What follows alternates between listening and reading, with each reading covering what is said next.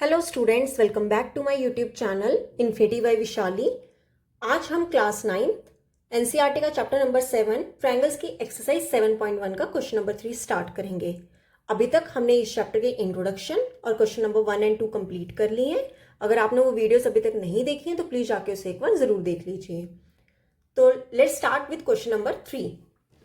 देखो क्वेश्चन 3 है हमारा, AD and BC are equal perpendiculars to a line segment AB, show that CD bisects AB।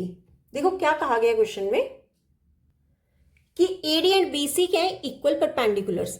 मतलब ये जो लाइन AD है और BC है, एक तो ये इक्वल है, मतलब AD जो है वो BC है, और ये क्या है, परपेंडिकुलर है। किस पे है perpendicular? To a line segment AB। ये एक हमारी लाइन AB है, इस पे ये जो लाइन AD है एंड BC क्या है, परपेंडिकुलर से परपेंडिकुलर है, तो मतलब ये दोनों क्या बना रहे होंगे, यहाँ पे 90 डिग्री बना रहे होंगे। तो आगे उसने हमें प्रूव करने को कहा है, show that CD bisects AB। क्या शो करना है कि ये जो लाइन CD है, ठीक है, ये जो लाइन CD है ये बाइसेक्ट किसको कर रही है, AB को बाइसेक्ट कर रही है। देखो मैंने आपको क्वेश्चन नंबर 1 में आपको बताया था कि बाइसेक्ट का मीनिंग होता क्या है। बाइसेक्ट क्या होता है, जहां पे कोई भी अगर एंगल दिया होगा वो एंगल को इक्वली डिवाइड करेगा, अगर साइड दी होगी तो साइड को इक्वली डिवाइड करेगी। जैसे यहां पे क्या कहा गया, CD बाइसेक्ट्स AB। मतलब ये जो CD लाइन है ये AB को क्या करेगा, इक्वली डिवाइड करेगा। बाइसेक्ट हमेशा क्या करता है, इक्वली डिवाइड करता है, ठीक है। दैट मीन ये जो CD है ये AB को इक्वली क्या करेगा, डिवाइड करेगा। मतलब ये जो लाइन AB है, ठीक है, इसको ये डिवाइड करके OA जो होगा वो OB के इक्वल हो जाएगा, ठीक है। अब देखो कैसे करेंगे। सबसे पहले लिख लेते हैं हमें गिवन क्या है, ठीक है। इस क्वेश्चन में हमें गिवन क्या है कि AB क्या है, एक लाइन सेगमेंट है। AB is a line segment, ये हमें दिया गया है। और हमें क्या दिया गया है कि ये जो लाइन AD है, ठीक है, ये जो लाइन AD है ये किसके इक्वल है, BC के।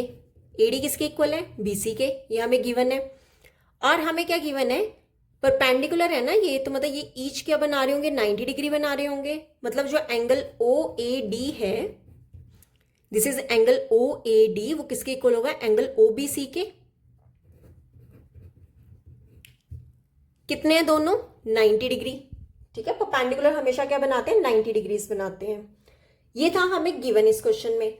अब हमें प्रूफ क्या करना है, हमें प्रूफ करना है कि CD बाइसेक्ट्स AB। CD जो है वो AB को क्या कर रहा है, बाइसेक्ट कर रहा है। दैट मीन अगर वो बाइसेक्ट कर रहा होगा, दैट इज अगर मैं OB को OA के इक्वल प्रूफ कर दूं, क्या कर दें, अगर हम OB को OA के इक्वल प्रूफ कर दे तो हम बता देंगे कि CD जो है वो AB को क्या कर रहा होगा, बाइसेक्ट कर रहा होगा। तो प्रूफ देख लेते हैं। अब देखो ये जो आपका OB है ये कौन सी ट्रायंगल में आ रहा है, OBC ट्रायंगल में आ रहा है। तो हम ये एक ट्रायंगल ले लेते हैं, in triangle OBC and triangle OA,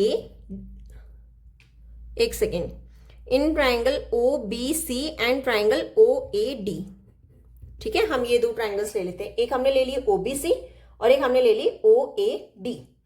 अब चेक करो ये जो ऊपर वाली ट्रायंगल है OBC में, ये जो साइड BC है वो किसके इक्वल होगा, साइड AD के इक्वल होगा। OBC ट्रायंगल की जो BC साइड है वो ट्रायंगल OAD के AD के इक्वल होगा। ये चीज हमें क्या है, गिवन है कि AD जो है वो BC के इक्वल है।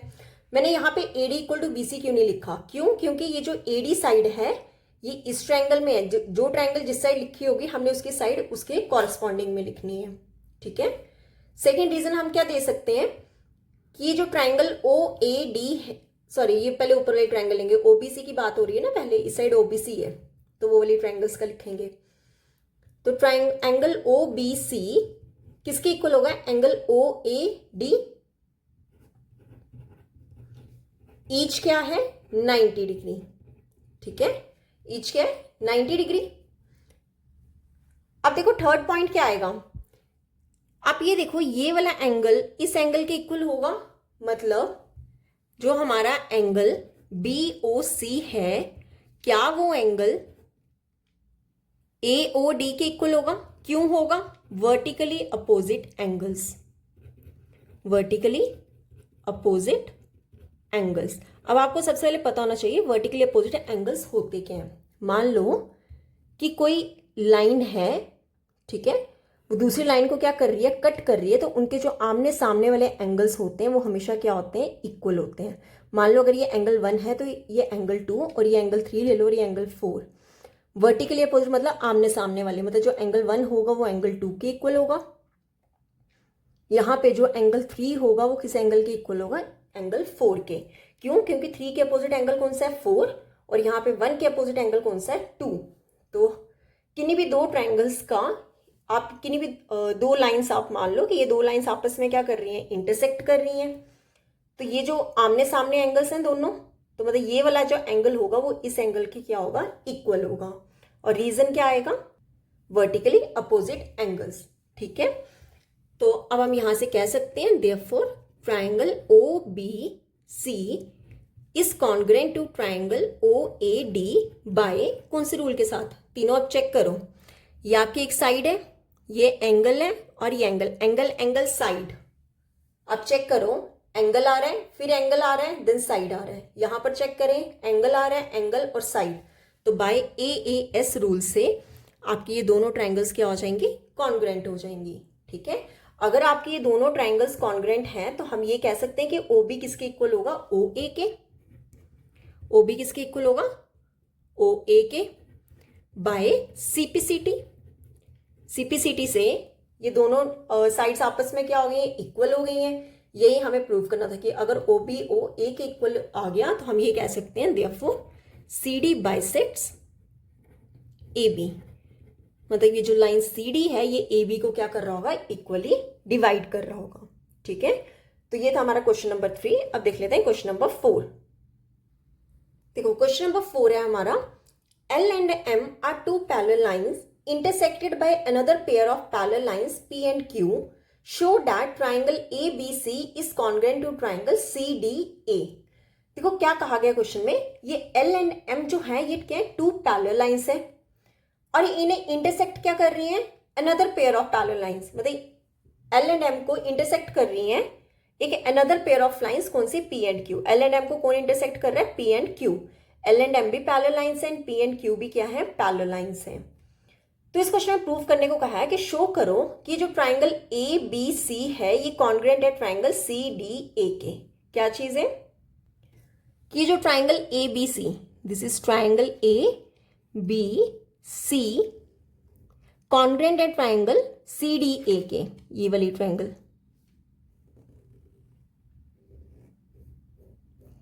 ठीक है, मतलब मुझे ये वाली ट्राइंगल और ये वाली ट्राइंगल आपस में क्या करनी है? कॉन्ग्रुएंट प्रूफ करनी है। ठीक है, तो कैसे करेंगे? जो ट्राइंगल्स आपको कॉन्ग्रुएंट प्रूफ करनी है आप उन्हीं ट्राइंगल्स को लेके चलो। पहले कौन कौन सी है? In triangle ABC and triangle CDA। एक ट्राइंगल होगी ABC और दूसरी ट्राइंगल कौन सी होगी? CDA।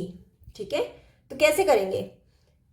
देखो हमें पैरेलल लाइंस बोला गया है, पर हमें ये नहीं बोला गया है कि AD जो है वो BC के इक्वल है, AB जो है वो CD के इक्वल है। ये चीज हमें कहीं नहीं बोली गई है इक्वल है।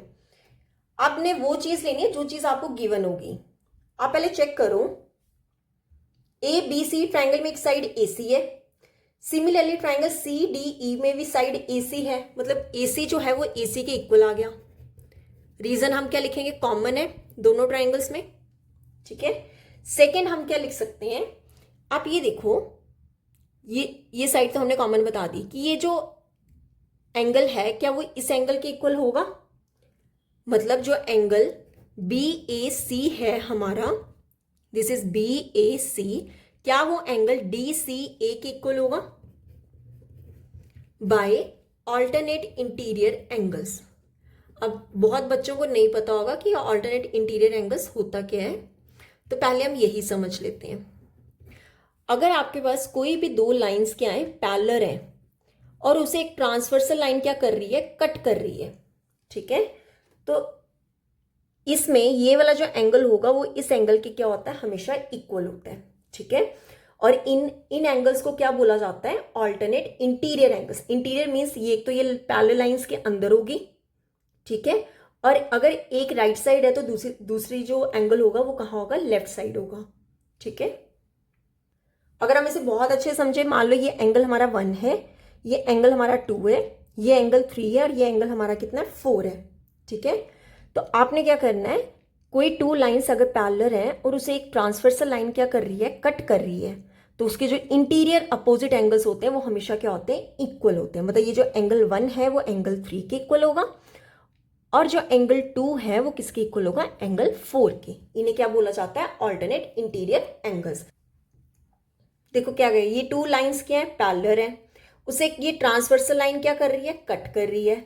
तो अब देखो यहाँ पे ये वाला एंगल जो होगा वो इस एंगल के क्या हो जाएगा, इक्वल हो जाएगा। तो रीजन हम क्या लिखेंगे, alternate interior angles. Third reason हम क्या देंगे कि जैसे हमारा वो वाला एंगल इक्वल आया, सिमिलरली ये वाले जो एंगल्स होंगे ये भी क्या होंगे, इक्वल होंगे। ये वाला एंगल और ये वाला एंगल, मतलब जो हमारा एंगल BCA, ये BCA जो है वो किस एंगल के इक्वल होगा, एंगल DAC के। मतलब ये वाला एंगल इस एंगल के इक्वल हो गया। Reason again same, alternate interior angles, ठीक है। अब देखो थ्री कंडीशंस क्या आ रही है हमारी, मतलब अगर तीनों कंडीशंस हमारी सेटिस्फाई कर रही हैं तो हम क्या कह देंगे कि ये दोनों ट्राइंगल्स हमारी क्या है, कॉन्ग्रेंट है। मतलब जो ट्राइंगल ABC है वो कॉन्ग्रेंट है ट्राइंगल CDA के। रीजन हम क्या लिखेंगे, कौन से रूल से, बाय, देखो एंगल, फिर बीच में क्या आ रही है, साइड, फिर यहां पे क्या आ रहा है, एंगल। सिमिलरली सेकेंड ट्राइंगल में चेक करें, angle side angle, by ASA rule से हमारी ये दोनों ट्रायंगल्स आपस में क्या हो गई हैं, कॉन्ग्रेंट हो गई हैं, ठीक है। तो ये था हमारा क्वेश्चन नंबर 4। इस क्वेश्चन में बस एक मेन ये चीज हमें सीखनी थी कि ऑल्टरनेट इंटीरियर एंगल्स क्या होते हैं। तो हमेशा याद रखना, अगर कोई 2 लाइंस पैरेलल है और उसे एक ट्रांसवर्सल लाइन क्या कर रही है, कट कर रही है, तो इंटीरियर एंगल्स, एक तो ये देखो पैरेलल लाइन के अंदर है, ठीक है, एक्सटीरियर होता है अगर बाहर होता हो, तो इंटीरियर में अपोजिट साइड के एंगल्स क्या होते हैं, इक्वल होते हैं, ठीक है। तो आज हम यहीं तक ही करेंगे। नेक्स्ट लेक्चर में क्वेश्चन नंबर 5 एंड 6 करेंगे। आई होप आपको वीडियोस अच्छी लग रही होंगी। अगर आपको वीडियोस अच्छी लग रही हैं तो please like, share and subscribe my channel. Thank you.